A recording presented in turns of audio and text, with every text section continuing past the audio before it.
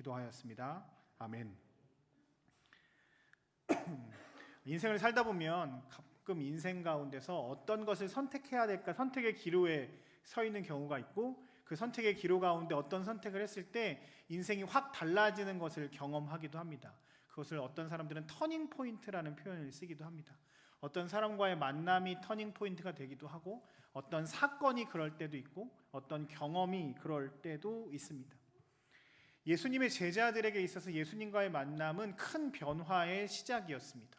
그런데 우리가 복음서에서 보면 예수님의 제자들이 복음서에서 확 달라지는 모습을 보이지는 않는 것 같아요. 조금 혼나기도 하고 예수님 말씀을 잘 못 알아듣는 것도 있는 것 같은 모습들이 조금 종종 보입니다. 그런데 오늘 우리가 읽었던 본문 사도행전 2장의 말씀에서 그들은 그 삶의 터닝 포인트, 굉장히 큰 변화가 있게 됩니다. 성령 강림의 역사가 나타나는 거고요. 그래서 교회에서는 이것을 기억하면서 성령 강림절이라고 보내기도 합니다. 사실 이 성령 강림절의 이름이 굉장히 많이 있어요. 원래는 오순절이라고 얘기했어요. 오순절이면은 5번이 오고 오는 오고 순이 숫자가 10이거든요. 숫자 10. 그러니까 50일이라는 얘기예요. 그래서 그 오순절이라고 얘기하는 게 무슨 뜻이냐면, 제가 주일날도 함께 이야기했지만 첫 번째 의미는 추수감사절로 지냈어요. 그러니까 처음 밀을 추수할 때가 초실절이라는 표현을 쓰거든요. 처음에 밀을 추수하는 날, 초실절에서 50일이 지난 날, 그래서 오순절이라고 얘기도 하기도 하고, 77절, 77에 49 해서 50절, 그 50일이라고 해서 77절이라고 이야기하기도 했거든요. 그러니까 처음에는 추수가 완성되는 날, 그래서 추수감사절 개념으로 오순절을 보냈습니다. 그런데 이게 신앙적인 의미로 다가가서 어떤 의미냐면, 그 사람들이 출애굽해서 50일 지난 다음에 시내산에 도착했거든요. 시내산에 도착해서 그들이 했던 것 중에 가장 중요한 것이 뭐였냐면, 모세를 통해서 하나님의 말씀을 받은 날입니다. 그래서 오순절은 그들에게 또 다른 의미니까, 육적으로는 추수함으로 내가 풍요로워지는 날이고, 영적으로는 내가 하나님의 말씀을 받음으로 또한 풍요로워지는, 영과 육이 풍요로워지는 날을 오순절이라고 보냈습니다. 우리로 얘기하면 약간 추석 개념인데, 이 추석 개념에다가 영적인 풍요로움까지 더해지는 큰 의미가 있는 날이에요. 즐거운 날이죠. 근데 신약 성경을 넘어와서 초대교회에서 이 오순절을 성령 강림절이라고 보내기도 했는데, 왜냐하면 오늘 우리가 읽었던 본문의 상황들 때문입니다. 2장 1절부터 13절까지의 내용을 보면 마가의 다락방에 모여있던 사람들이 성령의 임재를 경험하고 방언으로 이야기하면서 놀라운 하나님의 은혜를 경험합니다. 그 다음부터 이 사람들이 모여서 기도하며 많은 사람들이 주님께로 돌아오면서 3,000명, 5,000명이 모이면서 처음 교회가 세워지기 시작하고, 우리는 그것을 초대교회라는 표현을 쓰잖아요. 초대교회가 시작했던 그 시작점이 바로 오늘 성령 강림 사건이라서, 이것을 오순절날이 또 일어난 일이어서 성령 강림절이라고 표현하기도 해요. 그런데 이 교회가 세워졌던 성령 강림절이 교회의 제자들에게, 신자들에게 터닝 포인트와 같은 놀라운 일들이 있거든요. 저는 오늘 2가지 정도로 1절부터 우리 21절까지 말씀인데 짧게 14절부터 읽었는데, 2가지로 성령 강림절, 성령 강림이 사람들에게 주는 놀라운 은혜를 함께 나누고자 합니다. 첫 번째는요, 약속을 이루시는 하나님을 만날 수 있습니다. 약속을 이루시는 하나님입니다. 같이 한번 읽어볼게요. 15절 16절인데요. 시작.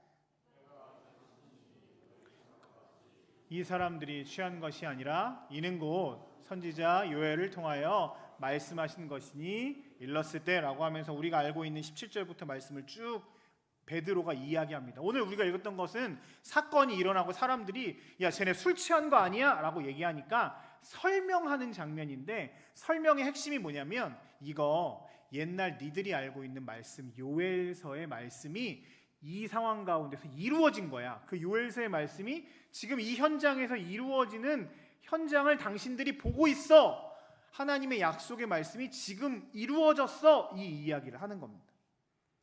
사실 초대교회 성도들이 마가의 다락방에 모여 있는 것 자체가 하나님의 약속을 기다리면서 모여 있었던 거예요.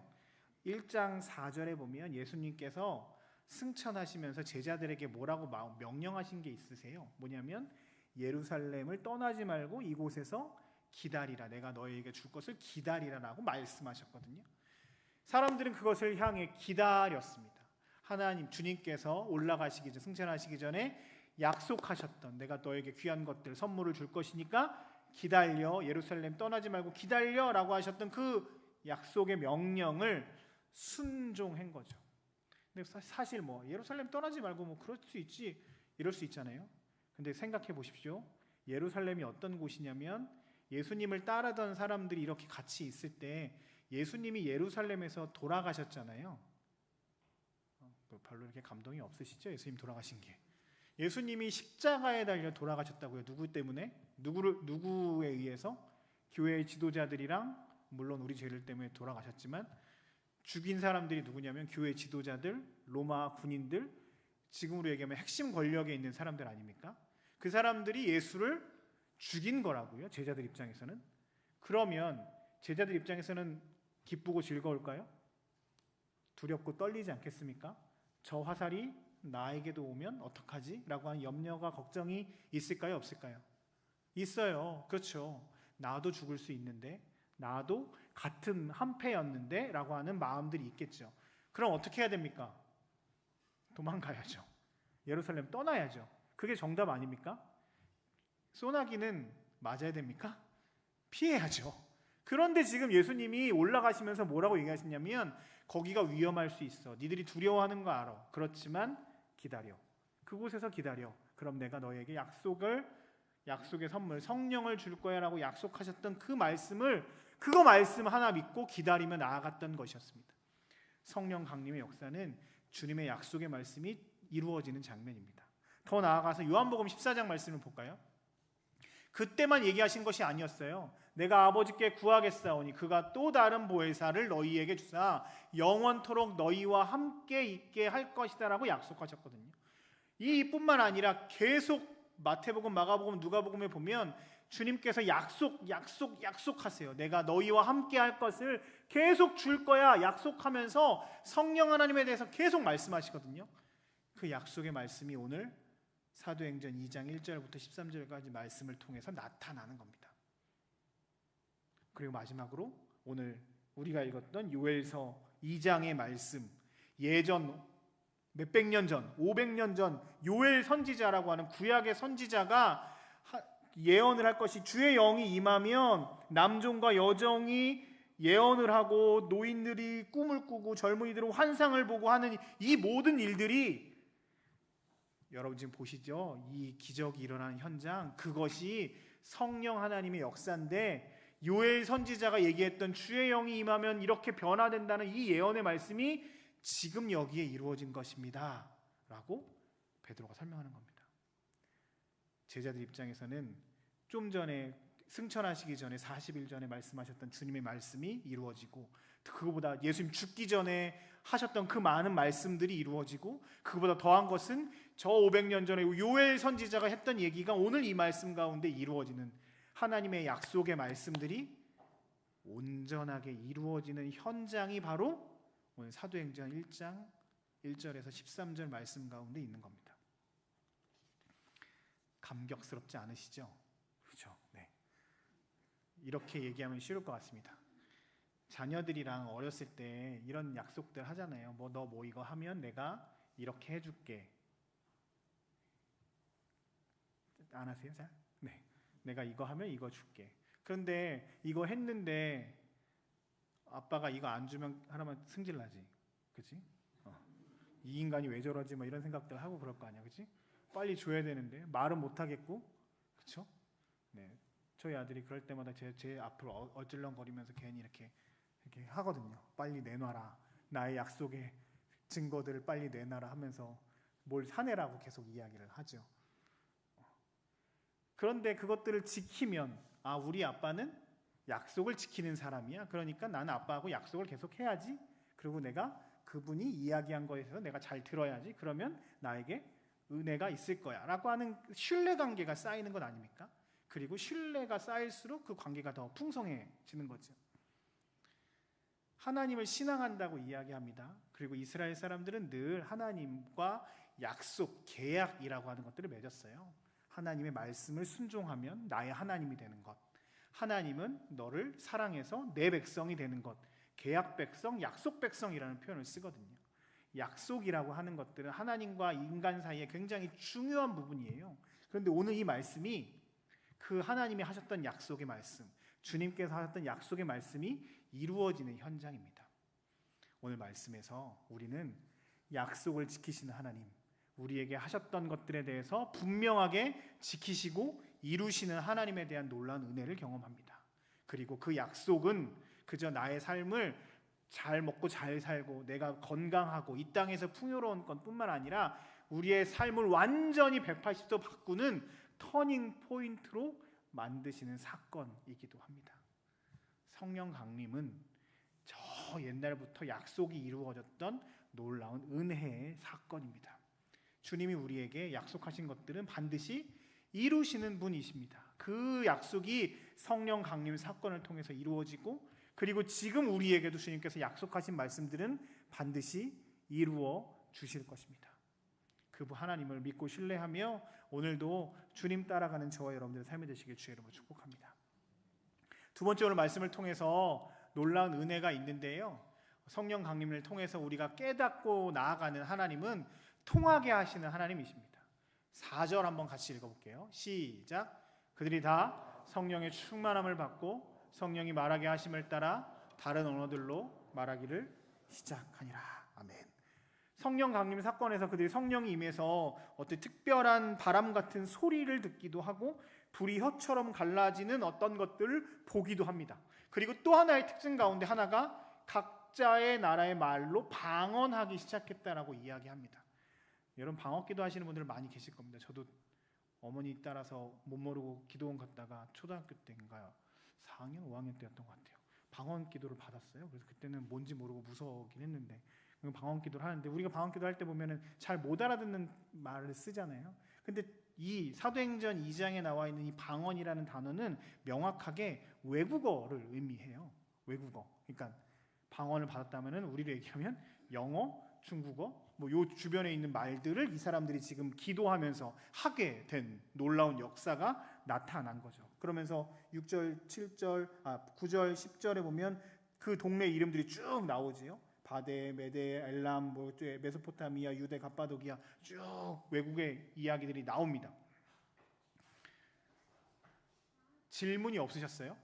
왜 성령 강림이 나타났는데 사람들이 방언을 하는데 다른 나라 언어들, 특별히 성령 강림의 역사가 나타나서 기적들이 많이 일어날 수 있는데, 병이 나올 수도 있고 또 다른 일들이 나타날 수도 있는데 왜 특별히 언어로, 세상 많은 언어들로 기도하게 하셨을까? 이런 질문을 안 하시죠, 그렇죠? 성경은 그냥 받아들이고 아멘하는 책이지 생각은 잘 안 하는 책이잖아요. 왜 이럴까 생각해 보셨어요? 이게 은혜가 되는 거거든요. 첫 번째는 우리를 하나님께서 통하게 하셨는데, 당신과 우리, 하나님과 우리 사이를 통하게 하시기 위해서 성령 강림 사건이 일어나고 있습니다. 처음 하나님께서 사람을 만드실 때 아담과 하와를 창조하시고 에덴 동산에 거하게 하실 때는 하나님과 늘 교통하고 살았습니다. 아담은 그래서 하나님의 말씀을 늘 음성을 듣고 하나님 뜻대로 살았고, 심지어 아담이 선악과를 먹은 그 죄 짓는 상황 가운데서도 하나님의 음성을 듣고 너 뭐했냐 이야기하는 하나님과의 소통이 끊어지지 않고 계속 이어졌던 상황 가운데 있었습니다. 그런데 인간에게 죄가 들어오고 그 죄로 말미암아 하나님과 단절되면서부터 하나님과 인간 사이의 소통이 깨어졌죠. 오늘 성령 강림 사건은, 하나님께서 충만하게 임하신 사건은 그저 충만이라고 하는 단어가 하나님이 우리 가운데 가득 찬 상태거든요. 우리 안에 하나님께서 가득 찬 상태, 즉 하나님과 내가 하나가 됐고 하나님의 놀라운 은혜를 경험하고 우리가 하나님과 통할 수 있는 은혜를 주신 것이 성령 강림 사건이거든요. 하나님과 통할 수 있는 것. 또 하나 더 나아가서 사람들과 통할 수 있게 된 것입니다. 성경에서는 사람들의 언어가 나누어진 게 언제부터라고 이야기하냐면 창세기 11장에 보면 무슨 탑 사건이 있죠. 그렇죠? 네. 제가 약간 여러분들 졸리신 것 같아서 퀴즈 내고 있는 거예요. 왔다 갔다 한 건 제가 왔다 갔다 하셨는데 졸리신 건 여러분들이 졸리신 것 같은데, 바벨탑 사건이 있었습니다. 그 전에는 성경에서는 언어가 하나였다라고 이야기했는데, 바벨탑 사건에서 자신들의 기술로 인해서 여러 건물들을 쌓고, 높은 건물을 쌓고 하늘과 닿으려고 하는 욕망, 욕심이 있으니까 하나님이 언어를 트셔서 여러 각기 다른 말로 말하니까 얘네가 소통이 안 돼서 흩어졌다라고 얘기했잖아요. 흩어지면서 각자 언어들을 가진 사람들끼리 모여서 살기 시작했다라고 이야기합니다. 그런데 오늘 성령 강림 사건이 임하면서 똑같은 사람들인데 여러 나라의 말을 따로 하기 시작합니다. 그리고 이 사람들을 통해서 그 여러 사람들에게 여러 말로 주님의 복음이 전달됩니다. 이게 놀라운 은혜입니다. 다른 언어지만 하나의 하나님을 전하게 된 것이죠. 다른 언어를 가지고 각자 자기의 말을 하는 것이 아니라 다른 언어지만 각자 같은 하나님을 전할 수 있게끔 놀라운 역사가 성령 강림 사건의 방언으로 통해서 나타납니다. 다른 언어를 쓰긴 하지만 이제 모든 사람들이 다 한 하나님을 만날 수 있게 되는 거죠. 사도행전 1장 8절에 보면 성령 강림이 나타나면 권능을 받고 예루살렘과 유대와 사마리아와 땅끝까지 이르러 내 증인이 되리라고 하셨던 말씀의 약속의 말씀이 있지요. 그 약속의 말씀이 오늘 성령 강림 사건의 언어로서 나타나는 겁니다. 땅끝에 나아가서 각자 다른 나라의 다른 언어로 살지만 성령 강림 사건을 통해서 한 하나님을 다른 언어로 전할 수 있게 된 거죠. 통한다는 건 그냥 이 사람과 내가 말이 통하는 것으로 끝나는 것이 아니라 하나님 안에서 한 하나님을 예배하고 한 하나님과 함께 할 수 있는 것을 통하는 것이라고 말씀하시는 거거든요. 오늘 성령 강림 사건은 사람과 사람이 통하는 역사가 나타났습니다. 다른 언어로 한 하나님을 예배할 수 있는 놀라운 은혜들을 경험하게 된 거죠. 이것이 삶이 변하는, 교회가 회복되어지고 부흥하는 터닝 포인트가 되는 사건이었습니다. 말씀을 정리하면서 새롭게 다시 처음으로 돌아갑니다. 여러분 인생에 큰 변화의 변곡점이 되는 사건들이 있으신가요? 결혼해서 사람이 변했다, 이런 것들도 있을 수 있고요. 내가 군생활 와서 뭐가 변했다, 아니면 어떤 특정한 것들을 경험하고 나서 변했다, 이런 여러 가지 것들이 여러분 각자마다 있으실 겁니다. 그게 좀 좋아지기도 하고 좋지 않은 방향으로 흘러가기도 할 때도 있을 것 같습니다. 그런데 오늘 성경에서는 우리 인생의 가장 중요한 터닝 포인트는 주님을 만날 때 이루어진다라고 말씀하십니다. 성령 하나님의 임재 가운데 그들의 삶이 변화되어서 약속하신 하나님을 믿고 신뢰하며 하나님께 더 가까이 나아갈 수 있게 될 뿐만 아니라 우리가 서로 하나님의 복음을 들고, 주님의 복음을 들고 모든 사람들과 통할 수 있는 은혜를 주셨다라고 말씀하십니다. 그리고 이 모든 일이 주님의 계획 아래 하나님께서 준비하시는 놀라운 일 안에 있음을 우리는 고백할 수밖에 없습니다. 우리를 국방대 교회로 함께 모이게 하셨습니다. 그리고 이곳에서 우리가 함께 같이 신앙생활할 수 있게 하신 것 또한 하나님의 은혜입니다. 성령 강림절을 지내는 우리에게 주님께서는 약속의 말씀을 믿고 신뢰하며 하나님께 더 나아갈 뿐만 아니라 우리를 통해서 많은 사람들에게 주님의 복음을 전하는 사람으로서 우리를 부르셨다는 사실을 기억하면서 오늘도 주님 뜻대로 믿음으로 성령 충만하며